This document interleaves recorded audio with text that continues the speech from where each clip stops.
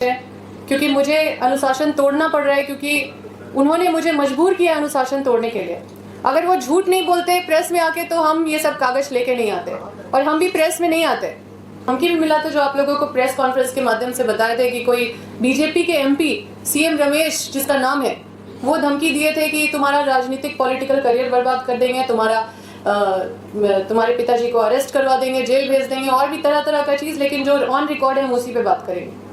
तो उन्हें कि हमको प्रधानमंत्री बनाना है माननीय राहुल गांधी जी को, तो इसका मतलब कि आप योगेंद्र साहु जी पार्टी में थे इसलिए प्रधानमंत्री नहीं बन पा रहे थे, ये कहना चाहते हैं? या फिर हम लोग मिल लिए राहुल गांधी जी से साहु जी को निष्कासित कर दिया गया है?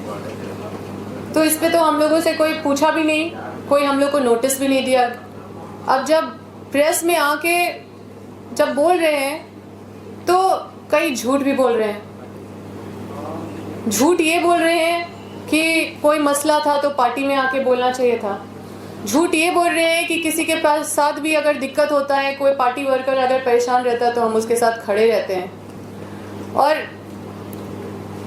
प्रवक्ता जो है, जो कांग्रेस के प्रवक्ता हैं राकेश सिन्हा जी, और जो जेएमएम के प्रवक्ता है मनोज पांडे जी, ये हमको हिदायत दे रहे हैं प्रेस में कि अगर कोई मसला था तो उसको हल करना चाहिए था, पार्टी में आके हल करना चाहिए था।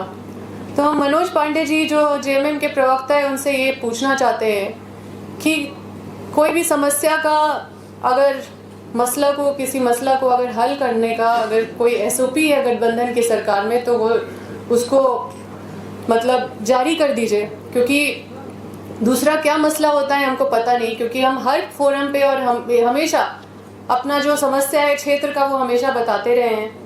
और अगर पार्टी ये कहती है कि हमने उनको सूचित नहीं किया है, तो पहले तो मैं माफ़ी चाहती हूँ हमारे रामेश्वर राव जी जो डिसिप्लिनरी कमेटी के जो अनुशासन समिति के अध्यक्ष हैं, क्योंकि मुझे अनुशासन तोड़ना पड़ रहा है, क्योंकि उन्होंने मुझे मजबूर किया अनुशासन तोड़ने के लिए। अगर वो झूठ नहीं बोलते प्रेस में आके तो हम ये सब कागज लेके नहीं आते, और हम भी प्रेस में नहीं आते। लेकिन झूठ बोल के कि हम लोग कोई मसला पार्टी में हम लोग नहीं लेके गए या पार्टी में उनको जानकारी नहीं था, और लगातार इतना प्रताड़ना हम लोग तब से क्षेत्र में झेल रहे हैं। अभी तक इस साल के बारे में बता रहे हैं कि 7 केस मेरे पिताजी के ऊपर हुआ है और कई रैयतों के ऊपर हुआ है। फर्जी मुकदमा होते गया और हम लोग सूचना देते गए, लेकिन उन लोग को कोई बचा नहीं पाया। तो मेरे पिताजी जब धरना दिए थे या फिर जो आंदोलन छिड़ा था, तो हम लोग को धमकी भी मिला था जो आप लोगों को प्रेस कॉन्फ्रेंस के माध्यम से बताए थे कि कोई बीजेपी के एमपी सीएम रमेश जिसका नाम है, वो धमकी दिए थे कि तुम्हारा राजनीतिक पॉलिटिकल करियर बर्बाद कर देंगे, तुम्हारे पिताजी को अरेस्ट करवा देंगे, जेल भेज देंगे, और भी तरह तरह का चीज। लेकिन जो ऑन रिकॉर्ड है हम उसी पे बात करेंगे। तो उस पे भी पार्टी के लोग कुछ भी बोलने से बचते रहे, और लगातार हमको अभाव महसूस होते रहा, और इसलिए हम केंद्र नेतृत्व के पास गए और वहां पे सारे चीजों को रखे। तो क्या इनको इस बात का दिक्कत हो रहा है कि हम सीधा डायरेक्ट केंद्र नेतृत्व के पास चले गए? अच्छा, ये बोलते हैं कि लोकप्रिय मुख्यमंत्री जी के बारे में टिप्पणी कर दिए।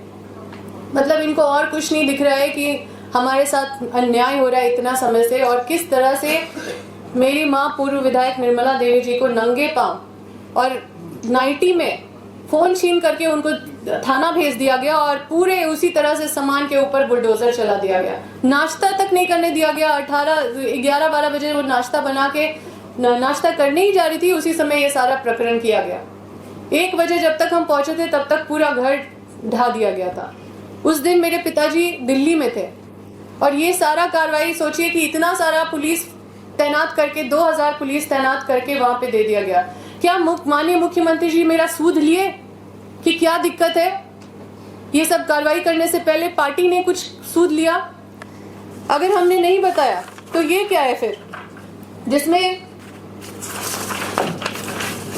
राजेश कच्छप जी, रामचंद्र सिंह जी और सुरेश बैठा जी जो तीनों विधायक है, वो हमारे क्षेत्र क्यों गए थे अगर हमने नहीं बताया था? तो ये कमेटी का निर्माण क्यों किया गया था? इसमें साफ साफ लिखा हुआ है कि वहाँ पे रैयतों का और जो योगेंद्र साहु जी का कारखाना है उसको जबरन वहाँ पे बुलडोज कर दिया गया। किसी को वहाँ पे मुआवजा नहीं दिया जा रहा है नियम पूर्वक, और इस पुलिस द्वारा रात में मारपीट भी किया जाता है और रैयतों के साथ शोषण भी किया जाता है। और जो हमारे घर 400 पुलिस फोर्स भेज दिया गया था सीएम रमेश के कहने पे, उस पे ये कमेटी बनी थी। अब उस पे ये कमेटी बनी तो रिपोर्ट क्या हुई? ये क्या अनुशासन समिति ने सूद लिया? क्या अनुशासन समिति एक पक्ष कार्रवाई के लिए बस है? क्योंकि जब हम माननीय मुख्यमंत्री जी के खिलाफ अगर पूर्व मंत्री योगेंद्र साव जी अपना मतलब जब उनको अपना दर्द पे वो बोल रहे थे, तब उनको याद आया कि हम लोग कांग्रेस के हैं, और उससे पहले भूल गए थे कि हम लोग कांग्रेस के हैं। तो ये कमेटी बनी। उसके बाद भी हम लोग लगातार लगे रहे तो एक और कमेटी बनी, और ये कमेटी जो बनी है ये 30/1/2026 को बनी है। अब ये कमेटी में 2 मंत्री भी हैं और 3 विधायक हैं। जो मंत्री हैं वो वित्त मंत्री भी हैं, स्वास्थ्य मंत्री भी हैं, और विधायक राजेश कच्छप जी है, रामचंद्र सिंह जी है, सुरेश बैठा जी है। इसकी एक बार भी बैठक हुई है क्या? क्या इन लोगों को आपने देखा है कि इस संबंध में या इस मामले में कभी भी बड़का गांव में गए हैं? क्या आपने देखा है? क्या अनुशासन समिति इसको नहीं देखती है? क्या आपने कभी सुना है कि हमारे कितने सारे विधायक कांग्रेस मंत्रियों के खिलाफ बोलते रहते हैं? क्या वो लोकप्रिय नहीं है?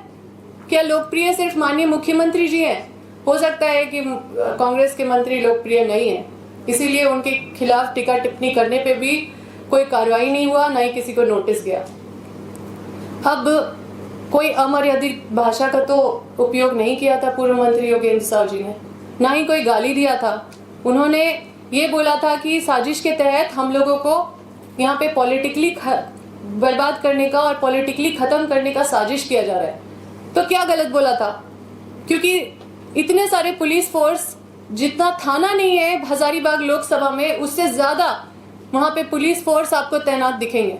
हमको लगता है दूसरे जिला से भी बुला लिए गए थे। इतना हूटर, इतना सायरन बजा के कम से कम 100 गाड़ी तो हम खुद से गिने हैं जो वहां पे जाके हूटर बजा रहे थे। आप सोचिए, एक अकेली महिला, संवेदनशीलता भी नहीं है। तो उस समय से लेकर ये पहला तारीख 22/8/2025 से लेकर ये जब परसों जब पूर्व मंत्री योगेंद्र साव जी अपना वीडियो रिलीज किए, तब उनको नींद खुला। इतने दिन से प्रवक्ता हमारे कहाँ सोए हुए थे? इनको जो मन करता है, जो बोला जाता है वो बोल देते हैं भोंपू की तरह। हाँ, जो सिखा दिया जाता है वो बोल देते हैं, हंसते हंसते बात करते हैं, कोई गंभीरता नहीं है। अच्छा, आपने प्रेस कॉन्फ्रेंस में राहुल गांधी का नाम क्यों लिया?